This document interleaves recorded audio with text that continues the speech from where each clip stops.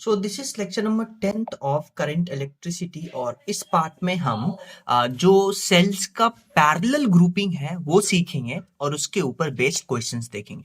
आइए हम सीखते हैं कि अगर हम सेल को पैरेलली कनेक्ट करते हैं तो कैसे हम ई नेट और इंटरनल रेजिस्टेंस नेट निकालते हैं।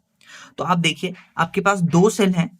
अब ध्यान से देखिए दोनों सेल जो है सेम पोलैरिटी के साथ कनेक्टेड है, ये उसका इंटरनल रेजिस्टेंस है और ये दोनों पैरेलल में है और पैरेलल में है तो जो ई नेट है उसका जो जनरल फॉर्मूला होता है वो होता है E1 अपन R1 प्लस E2 अपन R2 dash dash dash dash dash dash का मतलब E3 upon R3 plus E4 upon R4 plus E5 upon R5 divided by 1 upon R1 plus 1 upon R2 plus 1 upon R3 dash dash dash. जितना cell होगा उतना हम डालेंगे। लेकिन अब आप देखिए यहाँ पे अभी जो हम केस लिए हैं वहां पे दो सेल आपको नजर आ रहा होगा, ये तो ई नेट आया। फिर आर नेट निकालने के लिए क्योंकि रेजिस्टेंस पैरेलल में है तो आर नेट निकालेंगे 1 अपन R1 प्लस 1 अपन R2 इसी तरह से। अब सिंस यहाँ पे दो सेल हैं तो केवल दो सेल के लिए जो ई नेट होगा इसको आप सॉल्व करिएगा तो वो आएगा E1 R2 plus E2 R1 अपन R1 प्लस R2।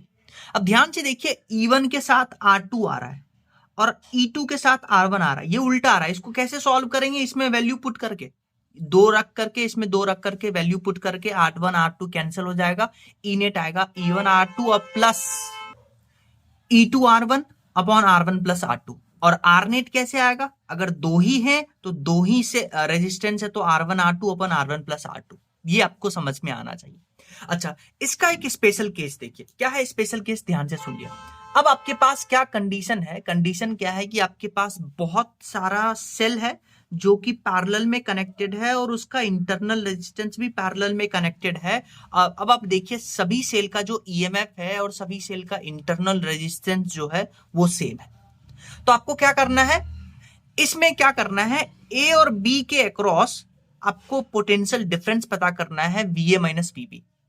अब आप ध्यान से सुनिए क्या है केस। केस क्या है कि अगर बहुत सारा सेल जिसका ईएमएफ सेम है और वो पैरेलल में कनेक्टेड है तो उसके जगह पे हम एक सिंगल सेल से रिप्लेस कर सकते हैं और उस सिंगल सेल का जो ईएमएफ होगा किसी एक सेल के बराबर होगा। बस यही कॉन्सेप्ट है स्पेशल केस में। और रेजिस्टेंस जो नेट रेजिस्टेंस लिखेंगे वो R/N लिखेंगे क्योंकि रेजिस्टेंस का कोई मतलब नहीं है कि वो सेम मैग्नीट्यूड का है और कितना है, उसको हम R/N ही लिखेंगे। अगर यहाँ पे 5 रेजिस्टेंस होगा तो R/5। लेकिन एक सेल जो लगा रहे हैं इन सब को रिप्लेस करके उसका ईएमएफ किसी एक के बराबर आएगा, ये आपको याद रखना है। अब जैसे ही हमने इन सब को रिप्लेस करके एक सेल लगाया उसका नेट रेजिस्टेंस लगाया, इंटरनल रेजिस्टेंस R/N।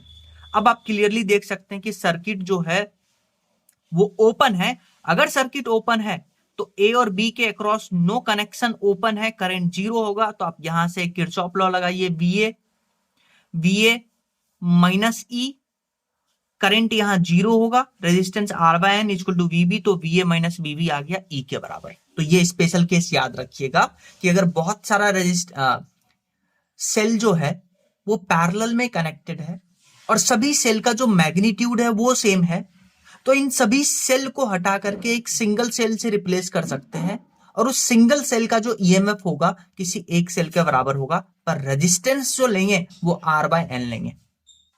जैसे आप इस क्वेश्चन को देखिए, इसमें आपको दो सेल गिवन है, दोनों का इंटरनल रेजिस्टेंस गिवन है, आपसे पूछा है VA माइनस VB पता करिए। अब आप देखिए, आप ध्यान से देखिए, ये दोनों सेल जो है ये पैरेलल में है और पैरेलल में है सेम पोलैरिटी के साथ। और मैंने आपको सिखाया था कि अगर आपके पास दो सेल होता है तो ई नेट लिखते हैं E2 R1 plus E1 R2 अपन R1 प्लस R2।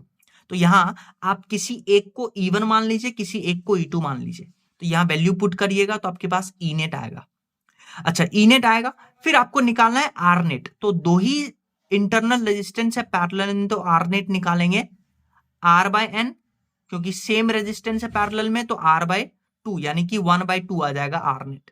फिर आप क्या कर सकते हैं, इस पूरे सिस्टम को एक सेल और एक रेजिस्टेंस से कनेक्ट करके यहां ई नेट लिखिएगा, यहां आर नेट लिखिएगा। अब आप क्लियरली देख सकते हैं कि सर्किट ओपन है।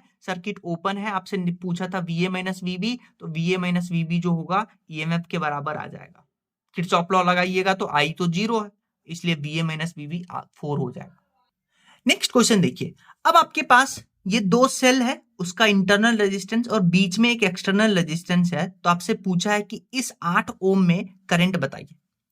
क्लियरली आप देख सकते हैं कि ये दो सेल जो है ये पैरेलल में है और उसका इंटरनल रेजिस्टेंस, तो आप क्या करिए, इन दोनों सेल के जगह पे दोनों सेल को रिप्लेस करिए एक सेल के और उसका ई नेट लिखेंगे, दो ही सेल है तो E2R1 प्लस E1R2 अपन R1 प्लस R2 और आर नेट लिखेंगे R1R2 अपन R1 प्लस R2।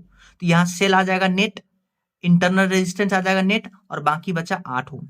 8 ओम बचा, फिर आपको करंट निकालना है तो V equal to I R लिखेंगे, तो I equal to V upon R, तो V के जगह पे ई नेट और R प्लस आर नेट डालिएगा, आपके पास करंट आएगा। नेक्स्ट क्वेश्चन देखिए, इसमें आप देखिए आपके पास 3 सेल है और 2 सेल का इंटरनल रेजिस्टेंस आपको गिवन है और आपसे पूछा है कि ए बी ब्रांच में करंट क्या होगा। तो क्वेश्चन सॉल्व करने का तरीका सुनिए। देखिए, अगर आपके पास बहुत सारा सेल पैरेलल में कनेक्टेड है तो उसके लिए ई नेट आप क्या लिखते हैं, E1R1 plus E2R2 plus E3R3 divided by 1/R1 plus 1/R2 plus 1/R3। फिर आप आर नेट कैलकुलेट करते हैं, 1/R1 plus 1/R2 plus 1/R3, जितना हो सकता है उतना।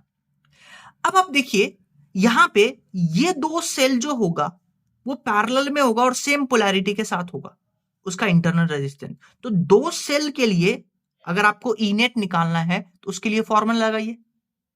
क्या मैंने आपको बताया था एक स्पेशल केस, ये अगर मल्टीपल सेल आपके पास जिसका ईएमएफ सेम है, तो उसको हम रिप्लेस करके एक सिंगल सेल लगाते हैं और उस सिंगल सेल का जो ईएमएफ है किसी एक सेल के बराबर आता है। ये मैंने आपको बताया था, मैं आपको वापस से उस केस पे ले जाता हूं। ये था आपके पास स्पेशल केस कि मल्टीपल सेल पैरेलल में कनेक्टेड। सो हम क्या करेंगे, इन दो सेल के जगह पे एक हम सिंगल सेल लगाएंगे और उसका ईएमएफ 2 वोल्ट के बराबर आएगा, क्योंकि ये हम पढ़ के आ चुके हैं कि मल्टीपल सेल है, सेम ईएमएफ है, पैरेलल में है, तो उसके जगह पे एक सेल लगाएंगे जिसका ईएमएफ 2 वोल्ट के बराबर आएगा। तो ये देखिए, ये सेल लगाया हमने जिसका ईएमएफ 2 वोल्ट के बराबर। अब देखिए ये दोनों रेजिस्टेंस जो है पैरेलल में है तो उसका आर इक्विवेलेंट होगा 4/2 यानी कि R/N, तो वो आ जाएगा 2। और फिर एक सिंगल सेल जो है इसके साथ में कनेक्टेड है। अब आप देखिए, अब आप क्या करिए, करंट निकालना है तो करंट निकालने के लिए आप क्या करिए, यहां पे आप किरचॉफ लॉ लगाइए। किरचॉफ लॉ लगाने के लिए पूरा आप जो सर्किट है उसमें क्लोज सर्किट में घूमिए, क्लोज लूप में घूमिए। तो यहां से I फिर +2 फिर -I इंटू 2 और फिर +2 इक्वल टू 0, तो यहां से आपके पास करंट आ जाएगा। नेक्स्ट क्वेश्चन देखिए, आपके पास दो सेल है, उसका इंटरनल रेजिस्टेंस और बाहर से वोल्ट मीटर लगा करके आपसे पूछा है कि इसके अक्रॉस वोल्टेज डिफरेंस बताइए। तो अब आप देखिए दो सेल है और दोनों सेल पैरेलल में है, तो पैरेलल में हम ई नेट लगाते हैं E1R2 प्लस E2R1 अपन R1 प्लस R2। यहां किसी एक को E1 मानिए, किसी एक को E2 मानिए, तो आपके पास ई नेट आ जाएगा। डन। फिर आपको निकालना है आर नेट, दो ही रेजिस्टेंस है तो R1R2 अपन R1 प्लस R2। तो इसको हम क्या कर सकते हैं, रिप्लेस कर सकते हैं एक सिंगल सेल से, एक सिंगल रेजिस्टेंस से। अब सर्किट ओपन है, करंट फ्लो ही नहीं होगा, तो इसके अक्रॉस जो वोल्टेज डिफरेंस होगा वो 14 वोल्ट के बराबर आ जाएगा। नेक्स्ट हम क्या करेंगे, एक छोटा सा टेबल बनाएंगे जिसमें सीरीज, पैरेलल और मल्टीपल कनेक्शन को हम समझेंगे। तो सीरीज में मैंने आपको बताया था कि अगर दोनों बैटरी सपोर्ट कर रहा है, ये सीरीज कनेक्शन है, दोनों बैटरी सपोर्ट कर रहा है, तो ई नेट होगा E1 प्लस E2 और आर नेट होगा R1 प्लस R2। लेकिन दोनों अगर ऑपोजिट पोलैरिटी के हुए, अपोज कर रहे होंगे, तो ई नेट तो लिखते हैं E1 माइनस E2, लेकिन आर नेट हमेशा R1 प्लस R2 होगा। ये केस हम लोगों ने डिस्कस किया था। फिर यहाँ पे एक केस होता था कि अगर आपके पास मल्टीपल सेल सीरीज में कनेक्टेड है और सबका ईएमएफ सेम है, तो ई नेट लिखते थे n टाइम्स E और आर नेट लिखते थे n टाइम्स R। डन। और अगर बाहर एक एक्सटर्नल रेजिस्टेंस कनेक्टेड है तो करंट लिखते थे E net upon R plus R net. फिर अभी हमने पढ़ा पैरेलल के बारे में कि पैरेलल में अगर दो सेल कनेक्टेड है तो ई नेट लिखते हैं, अगर दो ही सेल है तो ई नेट लिखते हैं E1R2 प्लस E2R1 अपन R1 प्लस R2 और आर नेट लिखते हैं R1R2 अपन R1 प्लस R2। यस और नो। और इन दो सेल और दो रेजिस्टेंस की जगह पे एक सिंगल सेल, सिंगल रेजिस्टेंस लगाएंगे ई नेट और आर नेट का, और पोटेंशियल डिफरेंस अब इसके अक्रॉस क्योंकि सेल ओपन है तो वो हो जाएगा ई नेट के बराबर, क्योंकि करंट तो है नहीं। फिर हम यहाँ पे एक केस पढ़े थे कि अगर आपके पास मल्टीपल सेल जो है पैरेलल में कनेक्टेड है, मल्टीपल सेल पैरेलल में कनेक्टेड है, तो जो नेट ईएमएफ आता है किसी एक सेल के बराबर आता है, और आर नेट जो लिखेंगे वो आर बाय एन आएगा। डन।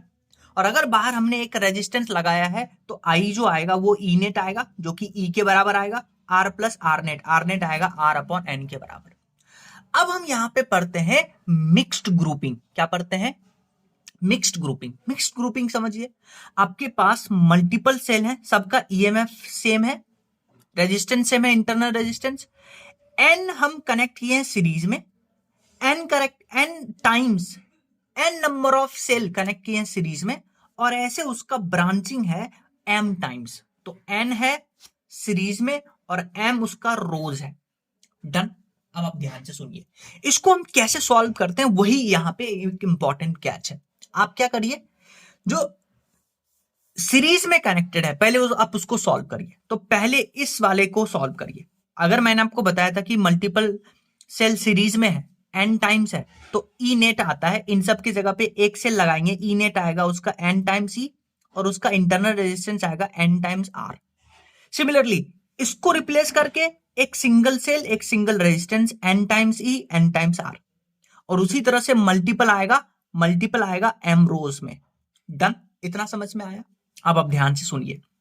अब आप देखिए, मल्टीपल सेल जिसका ईएमएफ एन टाइम्स ई है, पैरेलल में है, तो इन सब के जगह पे हम एक सिंगल सेल कनेक्ट कर सकते हैं जिसका ईएमएफ किसी एक के बराबर होगा एन टाइम्स ई। अभी हम पढ़ के आए हैं, और सबका रेजिस्टेंस भी सेम है, और पैरेलल में है तो हम रेजिस्टेंस लिखते हैं आर बाय एन। आर कितना है? एन टाइम्स आर, और कितना रोज है? एम। तो नेट रेजिस्टेंस हो गया एन आर अपॉन एम। और अगर बाहर हम एक एक्सटर्नल रेजिस्टेंस कनेक्ट किए हैं तो अब जो करंट हम यहां पे लिखेंगे वो हो जाएगा E net upon R plus R net. E net के जगह पे लिखेंगे एन टाइम सी, और आर नेट के जगह पे लिखेंगे एन आर अपॉन एम। ध्यान से सुनिए, एन क्या है? हाँ, ये जो सेल है सीरीज में कितना टाइम्स है? एन टाइम्स है। और एम क्या है? कितना उसका रोज है। यही समझ में आना चाहिए। अब देखिए, यहां पे एक स्पेशल पॉइंट बनता है। स्पेशल पॉइंट क्या बनता है कि अगर आपको क्या करना है, ये जो एक्सटर्नल रेजिस्टेंस है उसमें आपको करंट मैक्सिमम चाहिए। क्या करना है? In order to maximise the current in external resistance, क्या कंडीशन है उसी के बारे में हम डिस्कस करेंगे कि आपको, हमें चाहिए कि इस एक्सटर्नल रेजिस्टेंस में मैक्सिमम करंट फ्लो हो। तो यहां पे हम थ्योरम लगाते हैं, वो थ्योरम है maximum power theorem. Maximum power theorem क्या कहता है कि करंट मैक्सिमम करवाने के लिए जो एक्सटर्नल रेजिस्टेंस है this should be equal to internal resistance. Done. तो एक्सटर्नल रेजिस्टेंस आर है, इंटरनल रेजिस्टेंस है आर, और इंटरनल रेजिस्टेंस हम कैलकुलेट करके आए हैं एन आर अपॉन एम। तो external resistance R should be equal to N R upon M. अब आप देखिए, करंट का आपके पास क्या था? E net upon R plus R net N R upon M होगा, और N R upon M R के बराबर होगा। तो आप क्या करिए, एन आर अपॉन एम को आर लिखिए, तो आई मैक्स आ गया N times EMF of the cell upon 2 times resistance, external resistance का वैल्यू। और अगर आपसे एक क्वेश्चन पूछे कि इसमें टोटल नंबर ऑफ सेल बताइए, तो टोटल नंबर ऑफ सेल निकालने के लिए क्या करिएगा, सीरीज में एन टाइम्स है और एम रोज है, तो आप क्या करिएगा, एन मल्टीप्लाइड बाय एम कर दीजिएगा, तो आपके पास टोटल नंबर ऑफ सेल आ जाएगा एन टाइम्स एम। जैसे उसके ऊपर बेस्ड एक क्वेश्चन देखिए। क्वेश्चन क्या कहता है कि आपके पास 48 सेल हैं और हर एक सेल का ईएमएफ 2 वोल्ट है, उसका इंटरनल रेजिस्टेंस 4 ओम है, और उसको कनेक्ट किए हैं एक्सटर्नल रेजिस्टेंस जिसका वैल्यू है 12 ओम। डन। आपसे पूछा है फाइंड मैक्सिमम करंट इन 12 ओम, तो मैक्सिमम कंडीशन आया है, और ये भी पूछा है कि सेल्स को कैसे अरेंज करेंगे। देखिए, आपके पास टोटल नंबर ऑफ सेल कितना है? 48, और टोटल नंबर ऑफ सेल लिखते हैं n टाइम्स m, क्योंकि n जो है वो ये है हॉरिजॉन्टल रोज, और m क्या है? वर्टिकल रोज। तो n टाइम्स m लिखते हैं 48, तो m को लिख सकते हैं 48 अपॉन n। और आपको पता है मैक्सिमम करंट फ्लो होने के लिए जो एक्सटर्नल रेजिस्टेंस है this should be equal to internal resistance, और इंटरनल रेजिस्टेंस अभी हम कैलकुलेट करके आए कि अगर आपके पास n हॉरिजॉन्टल रोज है, m वर्टिकल रोज है, तो इंटरनल रेजिस्टेंस होता था nr upon m। External resistance आपको गिवन है 12। डन। इंटरनल रेजिस्टेंस है 4, और आप m के जगह पे लिख सकते हैं 48/n, तो यहां से n आ जाएगा आपके पास 12। n क्या है? हॉरिजॉन्टल रोज। डन। n आ गया तो आप m कैलकुलेट कर सकते हैं। m होगा 48/n, तो m आ गया 4। यानी कि 12 सेल तो सीरीज में होंगे और ऐसे उसके 4 ग्रुपिंग होंगे। देखिए 12 सेल सीरीज में, ऐसे उसके 4 वर्टिकल रोज। समझ में आया? अच्छा, आई मैक्स हम कैलकुलेट करके आए थे। आई मैक्स क्या होता था? हाँ, E net upon 2 times of external resistance. N आ गया आपके पास कितना? 12। ईएमएफ था 2 और एक्सटर्नल रेजिस्टेंस का वैल्यू है 12, तो आई मैक्स आ गया 1 एम्पियर के बराबर। नेक्स्ट हम पढ़ेंगे इनफाइनाइट लैडर नेटवर्क। इसमें क्या है आपके पास? देखिए 1 ओम, 1 ओम, 2 ओम और ऐसे इनफाइनाइट लैडर है, और आपको निकालना है ए और बी के अक्रॉस इक्विवेलेंट रेजिस्टेंस। तो इसको सॉल्व करने के लिए एक हम बेसिकली सपोज यूज करते हैं। सपोज वर्ड, सपोज क्या वर्ड है? देखिए ए और बी के अक्रॉस जो आर इक्विवेलेंट होगा, मान लेते हैं ये पॉइंट है P, ये पॉइंट है Q, तो इस P और Q पॉइंट के अक्रॉस भी आर इक्विवेलेंट जो होगा वही होगा जो ए और बी के अक्रॉस होगा। यानी कि आर इक्विवेलेंट अक्रॉस ए और B that will be equal to R equivalent across P और Q। और मान लेते हैं कि let the equivalent resistance across A and B वो आर के बराबर है। तो ए और बी के अक्रॉस आर हम इक्विवेलेंट रेजिस्टेंस जो है वो आर मानते हैं, तो पी और क्यू के अक्रॉस भी आर होगा। तो हम क्या कर सकते हैं कि इस पूरे रेजिस्टेंस को हटा करके हम आर मान लिए हैं, तो आर हम यहां पे प्लेस कर देंगे। डन। अब आप देखिए ये दोनों क्या है? पैरेलल में है। पैरेलल में है तो इसको हटा करके एक सिंगल रेजिस्टेंस लगाएंगे जिसका वैल्यू होगा 2R upon R plus R2, यानी कि R2 R1 upon R1 plus R2। अब आप देखिए ये तीनों क्या है? सीरीज में है। अगर ये तीनों सीरीज में है, अगर ये तीनों क्या है? सीरीज में है, तो 1 प्लस ये वैल्यू वो R इक्विवेलेंट के बराबर होगा ए और बी के क्रॉस। और R इक्विवेलेंट हम सपोज किए थे R, तो यहां R इक्विवेलेंट की जगह पे R। इसको सॉल्व करिएगा आपके पास क्वाड्रेटिक इक्वेशन बनेगा। क्वाड्रेटिक इक्वेशन में a के जगह पे 1, b के जगह पे -2, c के जगह पे -4। फिर आप लगाइएगा Shridharacharya formula, -b plus minus root under B square minus 4ac upon 2a। सबका वैल्यू पुट करिएगा तो आपके पास r का 2 वैल्यू आएगा, 1 प्लस माइनस रूट 5। तो एक पॉजिटिव वैल्यू, एक नेगेटिव वैल्यू। नेगेटिव वैल्यू को हम नहीं कंसीडर करेंगे, तो आंसर आर इक्विवेलेंट आ गया 1 प्लस रूट 5।